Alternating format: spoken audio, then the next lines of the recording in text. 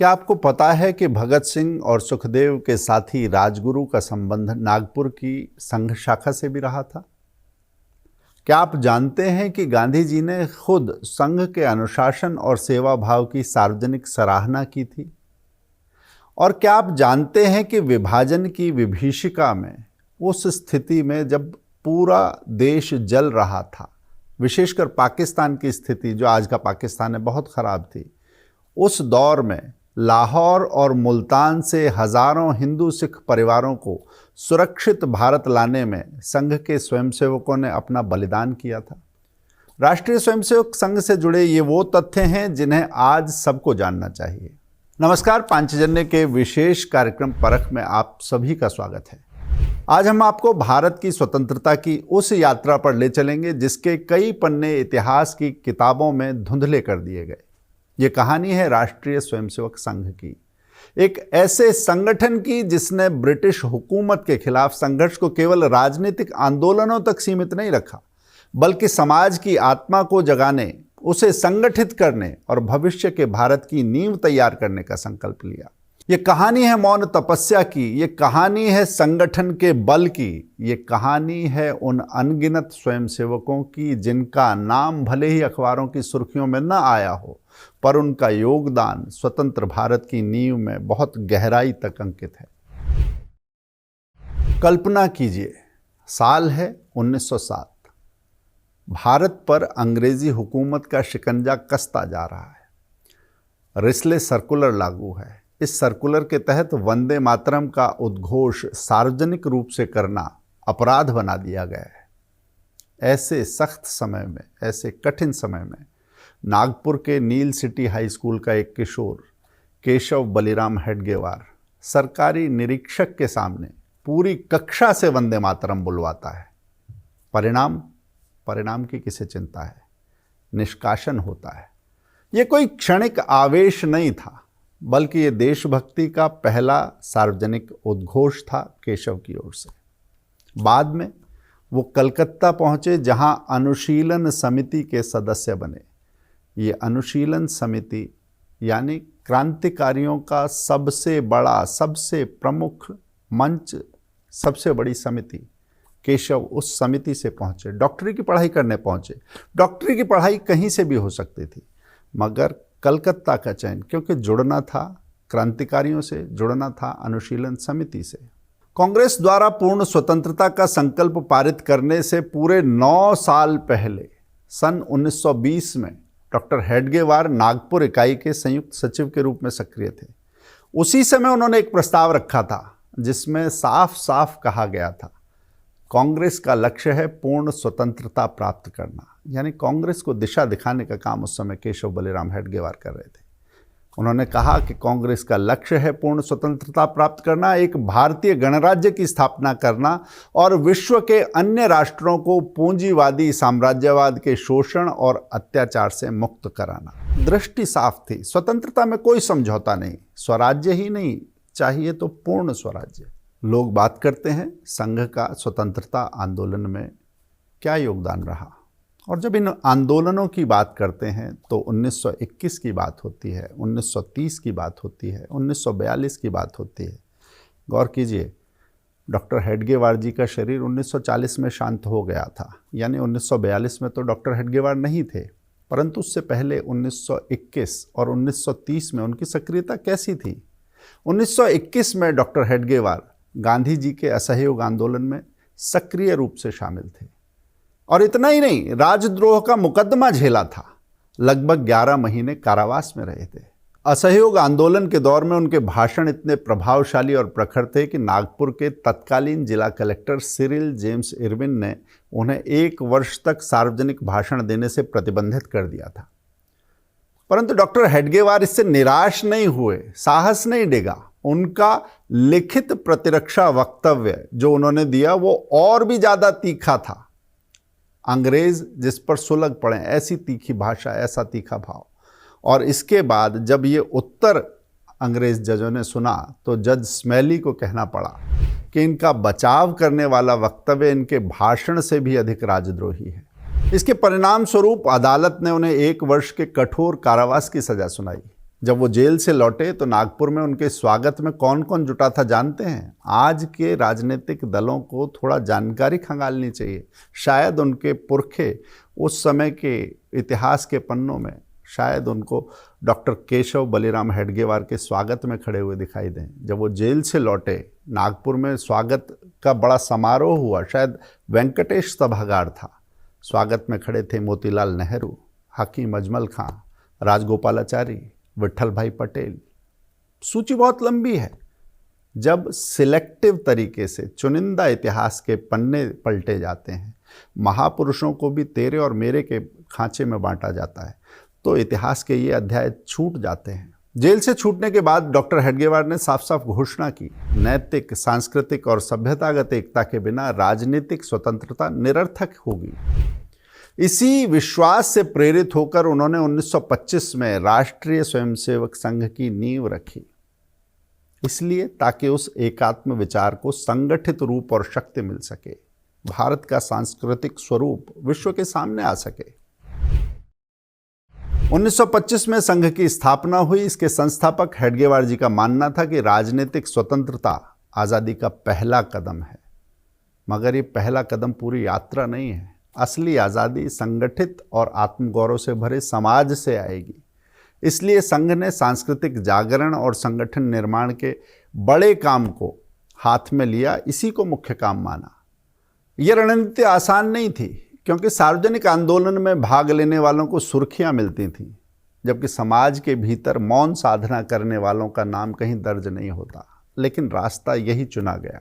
यही मौन कार्य आगे चलकर राष्ट्र की रीढ़ बना। शिवराम हरि राजगुरु, राजगुरु का यही पूरा नाम था। भगत सिंह और सुखदेव के साथी राजगुरु। ये 1925 में डॉक्टर हेडगेवार से मिले थे।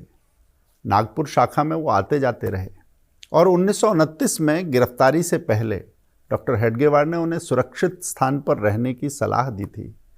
कम लोग जानते हैं कि उनकी शिक्षा भोंसले वेधशाला में हुई थी, जहां 1925 में वो डॉक्टर हेडगेवार से मिले। नागपुर की मोहिते बाड़ा शाखा में वो व्यायाम के लिए आते थे और ये वो जगह थी, ये वो शाखा थी जहां राजगुरु के मन में देशभक्ति के बीज गहरे हुए। 1929 में जब वे नागपुर में थे तो डॉक्टर हेडगेवार ने उन्हें ब्रिटिश गिरफ्त से बचाने के लिए पुणे ना जाने की सलाह दी थी। कहा था कि उमरेड में जाकर ठहरिए। उमरेड में ठहराने का इंतज़ाम किया था, लेकिन क्रांतिकारियों के स्वभाव में जोखिम उठाना शामिल था। राजगुरु गए और गिरफ्तार हुए। ये प्रसंग बताता है कि संघ और क्रांतिकारियों के बीच न केवल संपर्क था, संवाद था, बल्कि संरक्षण और मार्गदर्शन भी था। नवंबर 1929, नागपुर, संघ की 3 दिन की बैठक। बिना शर्त गांधी जी के नमक सत्याग्रह का समर्थन करने का निर्णय इस बैठक में लिया गया। बहुत सारे लोगों को गांधी और संघ के बीच में विवाद दिखता है, दूरी दिखती है, उनके लिए ये खास तौर से जानकारी काम की है। 1929-1930 के सत्याग्रह की जब आप कहें कि आधार भूमि तैयार हो रही थी, संघ ने तभी समर्थन का मन बना लिया था। डॉक्टर हेडगेवार ने सरसंघ चालक का पद तक उस समय पर छोड़ा अस्थायी रूप से। वो इसलिए कि आंदोलन में मैं शामिल होऊंगा, लेकिन संघ का कार्य प्रभावित ना हो, और इतना तय करके व्यवस्थाएं जमा के वो खुद सत्याग्रह में कूद पड़े। 21 जुलाई 1930 को वर्धा से उनका जत्था चला। शुरुआत में 3-4 हज़ार लोग थे, परंतु पहुंचते पहुंचते 10,000 हो गए। ये केवल एक यात्रा नहीं थी, ये जन जागरण का उत्सव था। परिणाम हुआ 9 महीने की जेल। इस कारावास से छूटते ही उन्होंने फिर से संघ का दायित्व संभाला। केवल इन्हीं सत्याग्रहों की बात क्यों करें। हैदराबाद आंदोलन। हैदराबाद में निजामशाही के तहत हिंदुओं पर अत्याचार बहुत बढ़ गए थे। हिंदू महासभा और आर्य समाज के नेतृत्व में भागानगर निशस्त्र प्रतिकार मंडल का सत्याग्रह हुआ। संघ ने साफ सीधी नीति अपनाई। सीधा सीधा, जिनके पास संगठन का प्रमुख दायित्व है वो अपना काम संभालें वहीं रहकर, बाकी सभी स्वयंसेवक व्यक्तिगत रूप से इस आंदोलन में अवश्य भाग लें। यह संतुलन दिखाता है कि संघ ने आंदोलन और संगठन दोनों को साथ साथ चलाने का प्रयास किया। सरल बात नहीं थी, दूरदृष्टि इसमें साथ साथ थी। देश का काम भी और संगठन का काम भी, दोनों साथ साथ चलेगा। 8 अगस्त 1942 गांधी जी का ऐतिहासिक अंग्रेजों भारत छोड़ो, ये जो आह्वान था, उस आह्वान के आलोक में इस आंदोलन का फैलाव देखिए। विदर्भ का बावली, आष्टी, चिमूर ये आंदोलन के केंद्र बने। चिमूर में कांग्रेस और संघ के कार्यकर्ता साथ साथ लड़े, साथ साथ आंदोलन की राह पर बढ़े। संघ के स्वयंसेवक बालाजी रायपुरकर अंग्रेजों की गोली से बलिदान हुए। और ये इस आंदोलन का एकमात्र बलिदान था। जो लोग कहते हैं संघ कहाँ था, संघ का क्या योगदान है, उन्हें ध्यान देना चाहिए। ये एकमात्र बलिदान संघ के स्वयंसेवक का था। संघ के स्वयंसेवक ने अपने प्राणों की आहुति दी। इस आंदोलन के चलते दिल्ली, बिहार, आरवी, जशपुर, उज्जैन, हर जगह संघ के कार्यकर्ता गिरफ्तार हुए, घायल हुए, उनकी संपत्तियां जब्त हुई। लेकिन इन बलिदानों का जिक्र शायद ही इतिहास की पाठ्यपुस्तकों में मिले। गांधी जी और संघ के बीच में संबंध कैसे थे? गांधी जी और संघ के बीच में मतभेद बहुत गहरे थे, लोग कहते हैं, परंतु हर मुद्दे पर ऐसा नहीं है। कुछ मुद्दे ऐसे हो सकते हैं, खासकर मुस्लिम नेतृत्व को लेकर गांधी जी की नीतियों पर, और अकेले संघ नहीं, बहुत सारे लोगों के मतभेद थे। लेकिन ये मतभेद कभी भी शत्रुता में, दुश्मनी में, कटुता में कभी नहीं बदले। और इसका साक्ष्य है 1934 की एक घटना। 1934 में गांधी जी वर्धा के संघ शिविर में खुद आए और आकर उन्होंने जो देखा, अनुसूचित जाति जनजाति के स्वयंसेवकों को भेदभाव से मुक्त वातावरण में गांधी जी ने जब देखा, तो संघ की रीति नीति, उसके कार्य कौशल को, भेदभाव मिटाने की इस क्षमता को, समरसता के इस माहौल को देखकर गांधी जी बहुत प्रसन्न हुए। 1947 में दिल्ली में उन्होंने संघ के अनुशासन और सेवा भाव की सार्वजनिक सराहना की। दिल्ली की वाल्मीकि कॉलोनी जो करोल बाग के पास है, वहाँ का ये भाषण है। अगर आप इतिहास खंगालेंगे तो आपको ये साक्ष्य मिल जाएंगे। यह दिखाता है कि विचार अलग अलग हो सकते हैं, लेकिन सम्मान और संवाद बनाए रखना ही सच्चा लोकतांत्रिक संस्कार है, और इस लोकतांत्रिक संस्कार की रक्षा संघ ने की है। वर्ष था 1947, भारत विभाजन का वर्ष।